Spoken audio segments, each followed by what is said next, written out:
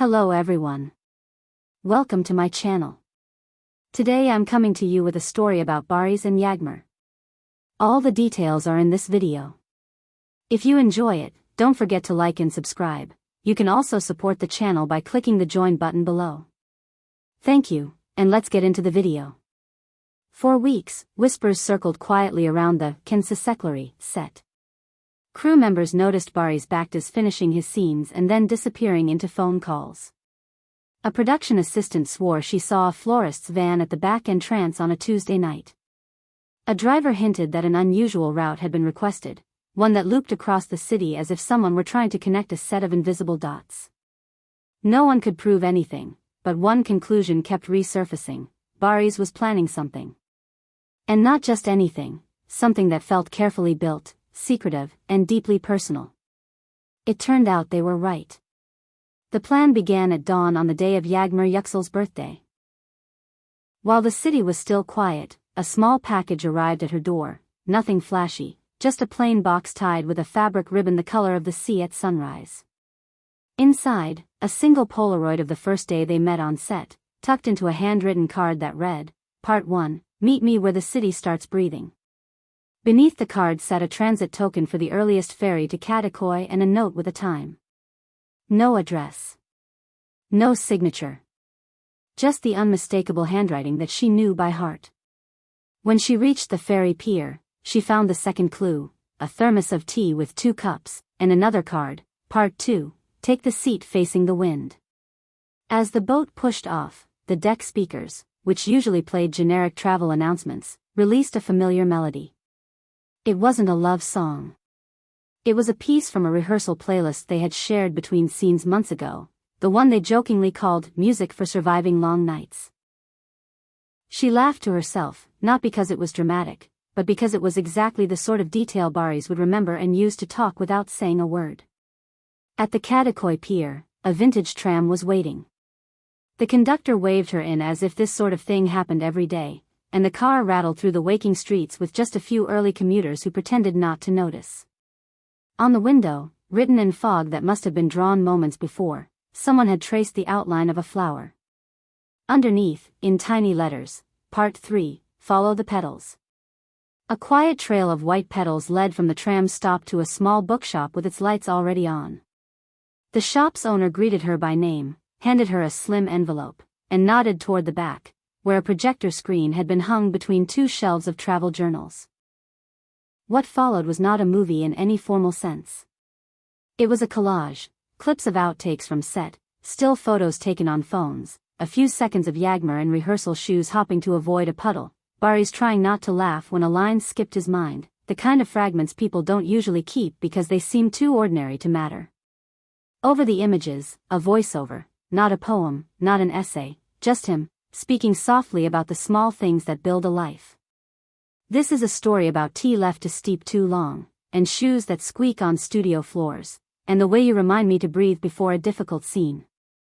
It lasted precisely 3 minutes and 21 seconds. When it ended, the shopkeeper turned up the lights and pointed her to the back door. Outside, a classic car with a modest shine waited by the curb. No paparazzi. No banners.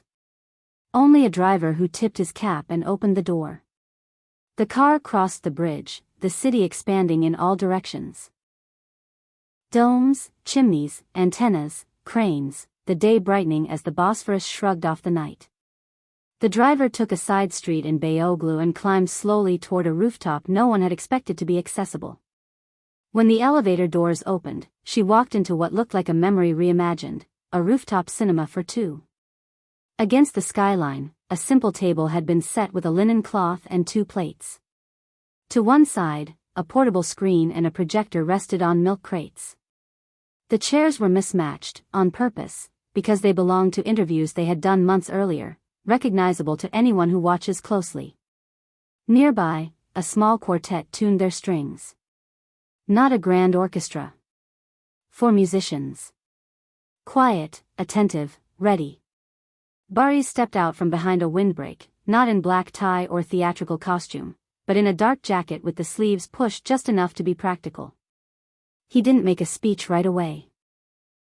He just smiled, and she met him halfway, and there was a long, uncomplicated hug of the kind people share when the plan has worked and the timing has held and there is nothing left to do but breathe. Only then did he speak. Not into a microphone, not for an audience. He told her that the day wasn't about spectacle. It was about taking back something the industry can steal from you if you're not careful: time, simplicity, sincerity. He told her part 1, part 2, and part 3 were just a prelude and that the rest of the day would be unhurried. They would eat. They would talk. And if the wind stayed kind, they would watch the sky go from blue to copper tonight. The quartet began to play an arrangement of a tune that her grandmother used to hum. No one outside their families would have recognized it, but she did. It anchored the entire moment. Then came a small meal, her favorite, but edited down to the essentials. Not a chef's table demonstration. Soup, bread, olives, 2 dishes that tasted like home. They laughed at how ordinary it was and how perfectly it fit the day. When the plates were cleared, the projector flickered to life again. This time the film wasn't about them as actors. It was about the spaces between, taxis, corridors, hallways that smelled faintly of fresh paint, the hush before the director says action, the whisper of fabric when costumes settle. Threaded through the images were messages from people who shaped their path: a lighting technician who thanked them for always saying good morning by name, a makeup artist who remembered the day they all sat on the floor and ate birthday cake from paper cups, a neighbor who had no idea they were on television and just wanted to return a scarf she thought belonged to them. It wasn't sentimental. It was clear-eyed and real. And then came the gift. Not a ring, not a promise wrapped in pressure, not something designed to provoke headlines. A small compass on a slim chain, engraved with a date and one line: "Wherever you turn, I'm on your side." He explained that it wasn't about directing her life. It was about orientation, about having a constant in a profession and a city that can make you feel unmoored. He asked nothing of her in public, nothing that would force a declaration.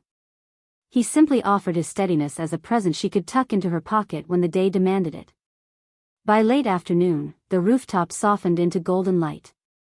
A few guests arrived, quietly, without ceremony. 2 of her closest friends, a cousin, his brother, a director who knows them both well enough to keep advice to a single sentence. There was no speech, only toasts that sounded like conversations.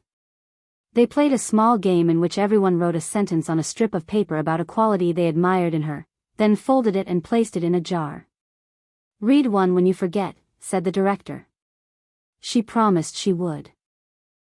As evening settled, the quartet moved aside, and a portable speaker took over for a set of songs they used to drive to location shoots. Lights from ferries stitched the water below into moving constellations. They projected a final message on the screen, only 1 line long: "Thank you for all the ordinary days." She squeezed his hand then, the sort of squeeze that acknowledges the balance between what is shared and what remains theirs alone. Word inevitably slipped beyond the rooftop. A staffer posted the skyline with the faint outline of a screen in the corner, and the internet did what it always does: speculated, debated, tried to guess the scale of the event and whether this was a rehearsal for something bigger. Some people insisted it was a publicity move. Others replied that this was exactly the opposite. It wasn't merchandised or branded or even fully documented. It was precise, careful, and designed to be remembered by the 2 people who mattered most. The next morning, a single photograph appeared on their feeds: 2 cups on a windowsill, steam fading into the cool air. No faces. No captions that begged for engagement. Just a timestamp, and a location tag that said, "Home." The comment sections filled with well wishes, a few jokes, and the inevitable arguments that accompany any couple with a passionate fan base. They did not reply. They didn't need to. If there is a lesson inside this story, it is that romance does not require noise to be real. Plans can be intricate without being excessive. A day can feel monumental without borrowed grandness. And love, especially the kind that lives under the scrutiny of cameras, contracts, and relentless schedules, can choose intimacy on purpose. Barış's surprise for Yağmur was not an announcement or a campaign. It was a carefully drawn map back to what they value: shared time, honest words, and the courage to protect a moment from the world's appetite for content.